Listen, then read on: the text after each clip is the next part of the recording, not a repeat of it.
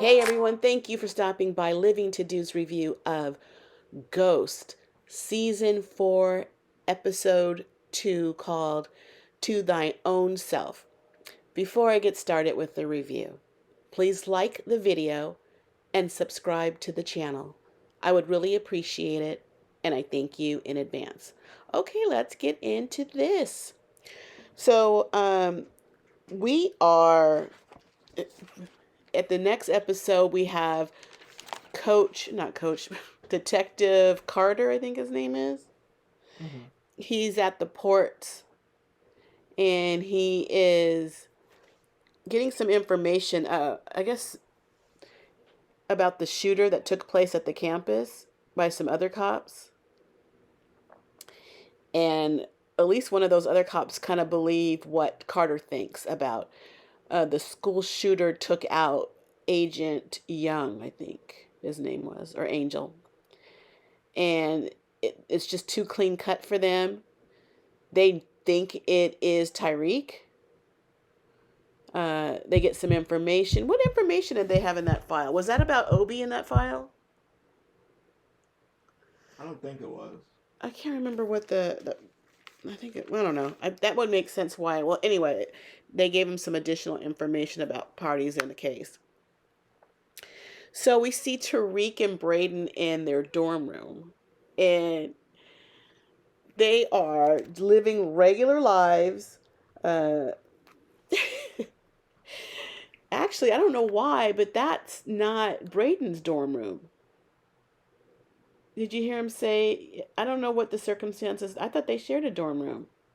They originally did share a dorm, but the dorm that they shared was the Weston dorm. Oh, gotcha. And They they, screwed up and they lost the Weston dorm. okay, so he's shacking up with his friend. And they're walking on campus. Now, some people think Tariq's a hero for shooting the school shooter. And it's like he's protected everyone on campus. So some people like him, a lot of people do. But then there's this one dude who seems like a right wing person with one of those podcasts like Alex Jones. He wants to interview Tyreek, and because he doesn't think that he's innocent. He tells him to F off. So, you're on campus, and some people think, you're really popular. I mean, that whole school, I mean, it's on the news. You feel like a big man one moment and someone could shoot you down the next. But it was nice to see how regular he is. He's so regular. I don't know when the shooting happened. They act like they're just seeing him, right? But all of a sudden, he's poor. He needs to get student loans that he can't pay off. He needs to work 3 jobs in the gym, at the candy shop, and there was another one. What was the other one? Gym. I think it was a laundry. Oh, the laundromat. That's not the gym. Yeah, the laundry. Now, I don't know how quickly he lost I mean, it seems like it was just yesterday was the school shooting. How are you this poor today? Okay. So, he's living like a regular guy, just regular. And we see Braden, not Braden, but Kane and Drew on the streets looking for Monet's shooter, breaking people's arms. For Drew, this is something that I don't understand. He could have toned down the situation a little bit. Mm-hmm. To I break know. both of some guys' arms. Arms. I mean, he could have done something else. Could have destroyed his display or something. You don't Yeah, have to break go. another arm. That's a little extreme, but to get your point across, if that's what you got to do, Drew and Kane, I mean, do what you got to do. Well, things are. I don't know. I guess Effie's looking to go to Stanford. We saw a little clip of that. So maybe at the end of the season, that's where she'll be headed. Is that what they're trying to tell us? And what changes for Braden? He goes by his family home, and his dad and the whole family, the movers are moving all their stuff out. They lost everything because of that scandal about uh, the hedge. What is it called? Hedge I forget. Oh, whatever that fun thing, whatever. Anyway, people that go to his school, their parents lost some money. So people, when Braden is walking down the campus, people are like, "My mom lost my pension. They lost everything because of the Westons." I wonder if they're gonna get their name off the building as well. And Braden says he has to live. What did he say? In the dumbass civilization. They're just regular folks now. I love it. Okay, so we see Monet at home, and what we learned is she lost a kidney.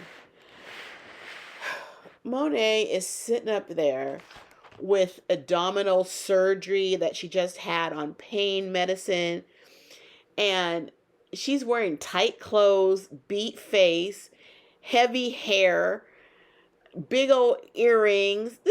What is this? This is not how you recoup and sell the performance. Sell it. Sell it. People don't do that. You'd be in sweats. You'd be loose fitting clothes. We see that her sister is here to take care of her. And her sister, you know her from the TV show Girlfriends. Can't think of the character name off the top of my hand. So interesting that this girl from Girlfriends is in Power, and the other girl from Girlfriends, she's currently in The Shy. Anyway, she's playing the sister. They're doing flashbacks about when they were young girls together, when Monet just had her baby with Lorenzo. And it's so funny because the girl that played Monet back then, she was a great actress. She needs to hurry up and grow up and play her adult self, because she's so much better than Mary J. Blige. Mary J said, if I'm going to be on the show, I'm not sitting up here in sweats. I need some stylist or something. With those heavy earrings. And then, so we know, I don't know if that's the sister who took care of Zeke. Yeah, to touch on that subject, in her flashback from the shooting of her in the hospital, Zeke was someone who popped up. I was wondering, in this flashback scene in her car with her sister, where's Zeke? Because wasn't Zeke the firstborn? Yeah. And then in the show, in the episode, not in the flashback, she hinted at Kane being the firstborn. So does she not know about Zeke? Or maybe somehow, some way, maybe Lorenzo went to jail and she got with Mecca and had a baby and had to get rid of the baby so Lorenzo wouldn't find out. That's a whole nother storyline right there. Huh. Okay. So anyway, they do take us back to the classroom a little bit. So that was nice to see. I always liked the classroom. I know other people always complained about it. It was about leadership, but I always liked the classroom scenes. We learned that Davis, he lost his license temporarily. He's going to hearings, trying to get it back, and it's temporary. So I bet he, at the last moment, when the last hour, in Tyreek's in need, that license is probably going to come back. So now he still goes to the office. He's sleeping with some girl representing him. I think she worked for him. I think it's his number one. Oh, okay. And since he's not her employer, but just client, she sleeps with him. Okay. And then he goes to the office, so he's still working. Detective Davis is there to greet him, not to greet him, but try to bargain with him. He wants Davis to rat on his clients, and he's going to help Davis get his license back. Not a good idea. You don't know this guy from Adam. Why would you say yes to, let me just throw everything I work for away because you asked me to? No. But, okay, I'm sure there'll be more on that. Okay, so we find out that Diana works at the. I think we knew that. Did she work there last year, or was that Effie worked there too? Diane definitely worked there last year. Oh, and Lauren. Did Lauren ever work there? And Lauren did too before she had to get moved. Okay. Well, Diana is working there, and so is Tyreek. Now they didn't have a scene together, but something's gonna happen. Well, something's gonna happen. I just know they're setting us up for something like that. Okay, so this is off. This is so. We have Noma meeting with Effie. Effie wants a bigger cut, and Noma's not doing it. And so Effie says, I can bring you the Russians. So she goes into the Russian restaurant and she meets with the Russians and she wants to do business with them. She's to persuade them, she's trying to tell them she can get this Russian dude's daughter on the swim team. I think she wants to go, some type of whatever school she wants to go to. She's gonna get her on this the swim team. I guess the girl's not making time. Sounds like Effie's gonna like go on the computer and change the time so she qualifies or whatnot. That's what it seems like. So that seems appealing to the Russian. The Russian meets with Monet at not Monet, but Noma. But before he gets there, Monet is there to meet with Monet because the kid said, the kid said that she's trying to meet with the Russians, and Monet knows that that's digging into her business, and they're gonna wipe. It's gonna be a bloodbath. To shoot out, and they're gonna lose. How is her little family of four gonna beat Noma and the Russians? So she's out there talking to Noma, and she comes after her sister allows her to have a pain pill. I wonder who somebody's gonna get addicted because they keep showing the medicine bottles. So, when you have that strong medication, you get an addiction. That's why you see all these people with fentanyl and all that stuff. Anyway, she drives up there in her Jeep in her tight clothes, acting like she has pain. And then this is when the Russians come up and they see Noma and Monet talking. They come out with guns. Everybody putting guns in everybody's face. And they got the Russians to back off and drive away. That was little Effie's, doing. Meanwhile, Effie's there because she brought the Russians, and Monet starts to black out, and she passes out. It's so crazy because they put her on her bed. Looked like they changed her clothes, and maybe her earrings. I gotta see if her earrings were different. I'm like, why again? Does she have all this makeup on, all this hair, all these clothes? Might have even changed her clothes. That is so. Oh my God. I'm surprised that Effie drove Monet home. Well, why wouldn't she? It makes her look good in front of Kane. Yeah. Yeah. Yeah. But that messes up little Effie's little situation. So we have Tyreek. He's working. There's some girl performing. I don't know if she's going to be somebody a part of it later.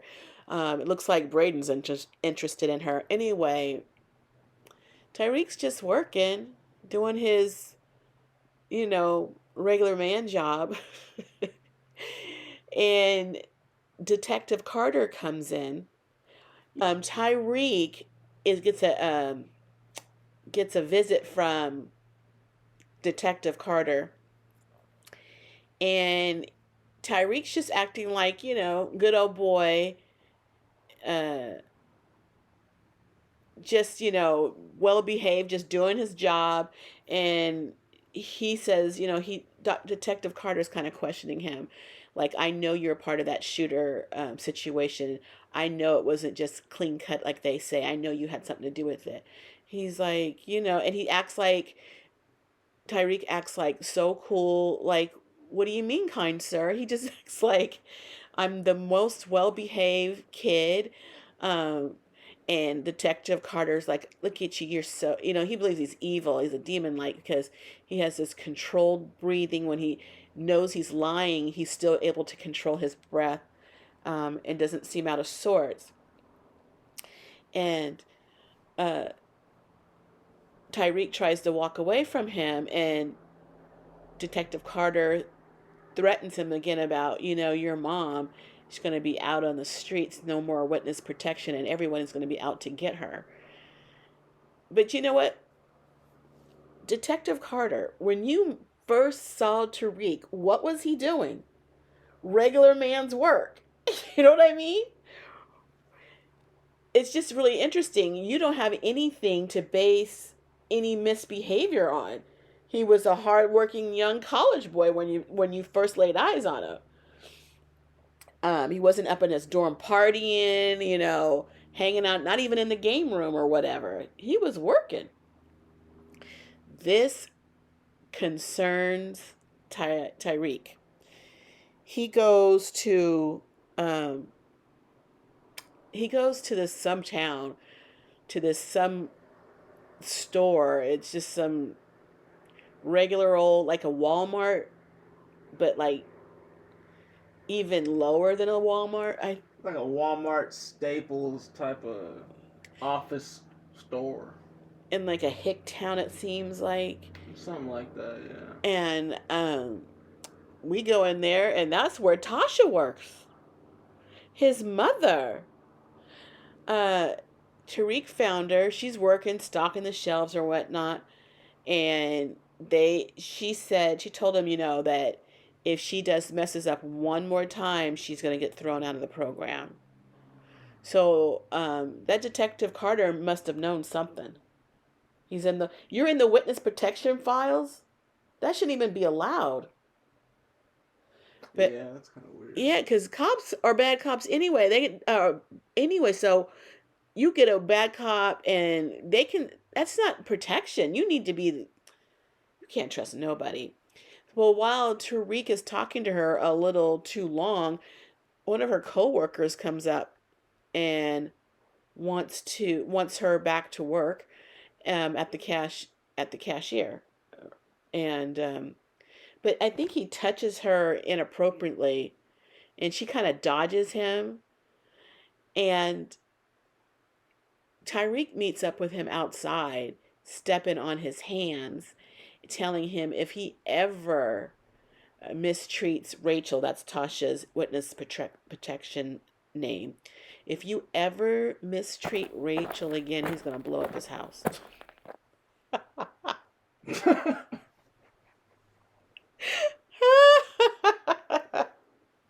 I wonder how his encounters with Rachel was after that. Oh my goodness. Um, so we have Tyreek on the phone with Davis. And I guess Tyreek called him, letting him know about this meeting that he had with Carter, and how he's trying to rough him up and make him feel like insecure. And Davis pretty much tells him the same thing, and that he is trouble. We learned that his wife, she was a nurse, and she was at the hospital working or whatever, and then there was some fire going on, and she got hit in that gunfire. And the people that were at the hospital, they were there because of a gun type of raid or shootout. And so that's why that's why Carter is gung-ho in solving these drug crimes. It's personal for him. So good, interesting there. Noma. What did you think about Noma choking or having Kane choked by Obi? Surprising that scene was funny. Yeah, it was funny. And I want to know how the conversation played out fully. Yeah. Yeah, I do. How it started and even how it ended, because somehow Noma, I guess she was interested what she just found something that what's his name? Okay. Kane said interesting, and so she dismisses Obi for the night. They're at her apartment, and then she offered him some scotch. So I wonder what happened after that. We need to know more. That's probably where the next episode is going to pick up. Mm-hmm. Or with Diane and her possible baby by Tariq situation. Oh my God, Diana. Diana took a home pregnancy test and she's pregnant. So she goes to the doctor, and the doctor says, "Yeah, your home pregnancy test is accurate." And then this is what I didn't like, and Diana didn't like it either. She, knows that Diana is a college student, and she's like, "You got to think about your life, your circumstances. You think a baby's cute, it's not cute. You won't be able to take care of it." She's kind of like saying, looking at Diana, this unmarried, young, uh, black pregnant girl in New York, and probably thinking her circumstances are, below the poverty line.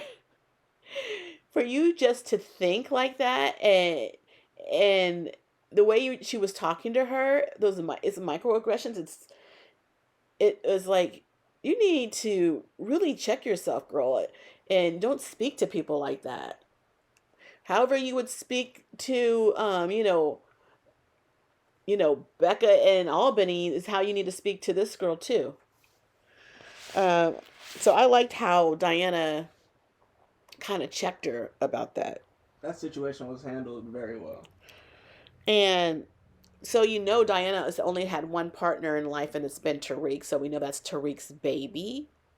And I think the baby is going to come to term. She's going to have that baby. And I think that the baby's going to be a boy. We don't know 100% if it's Tariq. It could be that nerdy dude from the bookstore that she works at. Really? Huh. But she only had... No, who Remember was that it? nerdy dude from last season? Vaguely. And he was getting caught up with the Tejadas, and he started going out with Diane. Vaguely. And then Tariq was like, "You gotta go." Vaguely. Still, oh my God, yeah. But it's most likely Tariq. It's Tariq. And it's going to be an insane conversation with Diane explaining to Monet that she's introducing a baby by the guy that shot her. Yeah. Oh my God. You can't kill everybody's daddy now.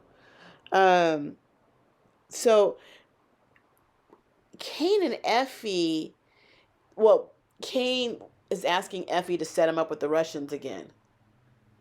What more can she do? And what can you do for yourself, Kane? And this is where he calls her Josephine Morales. Which is her government?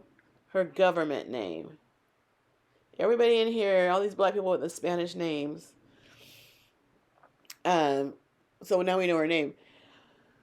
So what does she do for him to get him back with the Russians?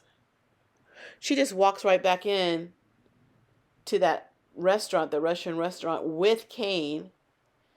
I guess they're offering guns to the Russians.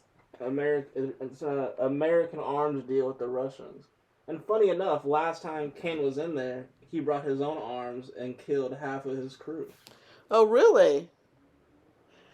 You remember, especially shootouts. I don't really remember too much shootouts. So they said, they're willing to take this deal, and do business with them again, but they only want to talk to Effie.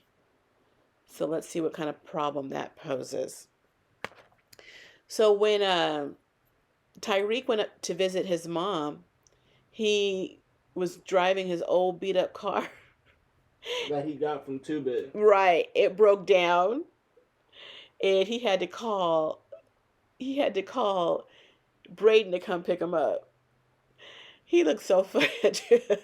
And they had a conversation how broke they are, because they've only been broke for one day, and now they have to be at the soup kitchen. I mean, it's so crazy how fast their life turned around, their actual money situation turned around.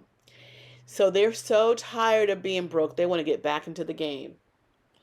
Everybody, they took over, other people took over their business that they built from the ground up, and other people are benefiting from it.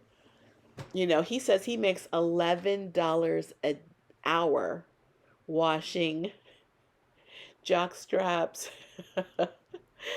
And it's so funny, it didn't take long to convince Brayden. At first Brayden was saying, we're safe, it's better to be alive, right? And not really for Tyreek. He wants money, he needs money. So they're back in the game. So first things first, he goes gets his car back. They go very high profile. Right. They find out where the car is. 2-Bit parked it. I know so many people were talking about 2-Bit. Oh, everybody, we see him. Okay, so he's in this diner or something across the street, and it just so happens that Brayden has the spare key to Tyreek's car. And so he gets in the car, and as they're driving off, that's when 2-Bit sees it. I don't think he sees who's in the driver's seat, but he sees his car pulling off.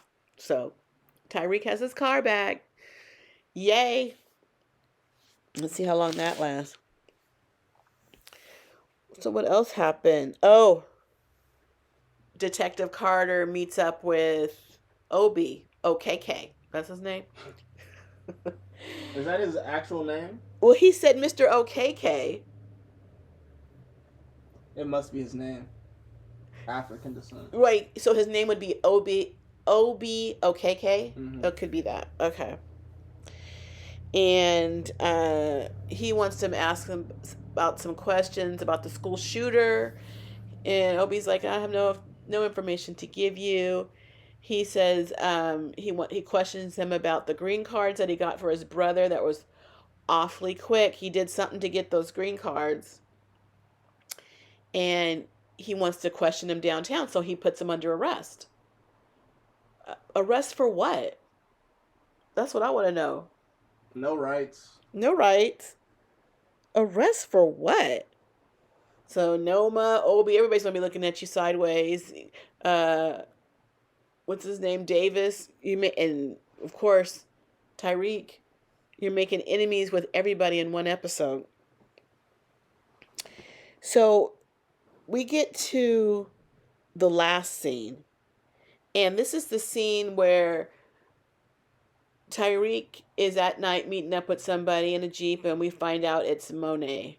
She must have took one of those pain pills, because she jumped out of the Jeep and walked around like she didn't just have surgery.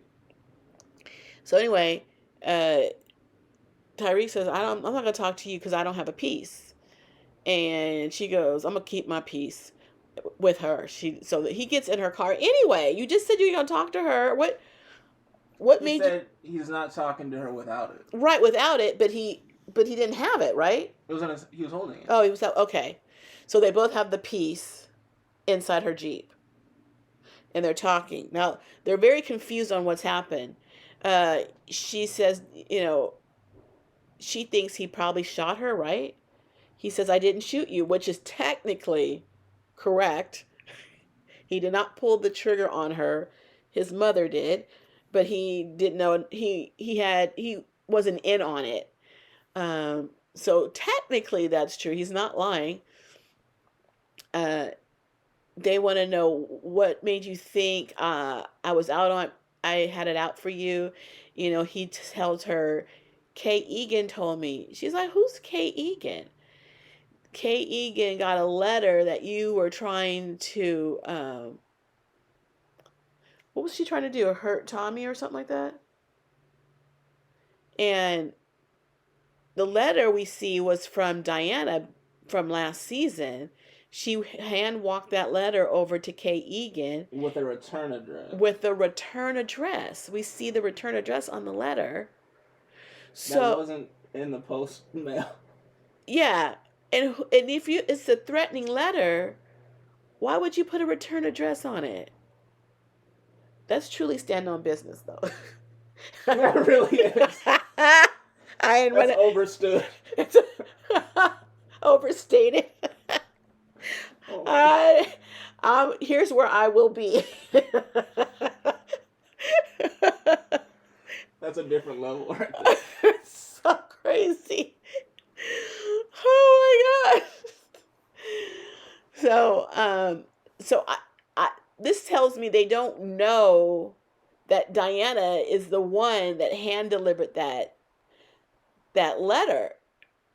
So maybe Monet will find out eventually that it was her own kids that put her, Is Miss Kate Egan gonna have to identify?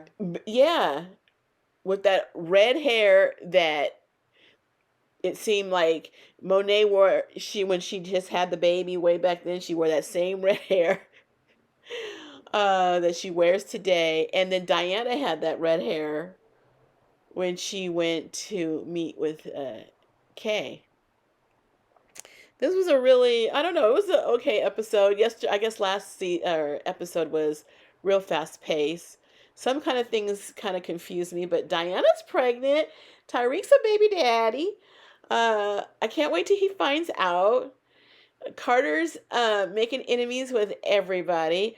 Once again, we saw Method Man with his shirt off, or he looked good. That's gonna be interesting. Monet just out of surgery, walking around, sometimes in pain, sometimes not. Tight clothes, face beat. That's not how you recoup at home. Um, it was an okay episode, I guess. Okay episode. I'm really kind of getting bored with Noma. We didn't see her daughter in this episode, but she just seems to very easily cave into what these kids say to her, um, and she's boring, and all that threatening stuff. Braden called her. What did he call her? What he said? The British Catwoman. So oh my. uh, yeah, I'm just really bored of her. I wish they would kill her off now. She kind of takes away from the show to me a little bit. The show was a little bit better when Monet was the queen pen, I think. Yeah, she just, I don't know. She just doesn't work for me. I don't know. Okay. That is it for now.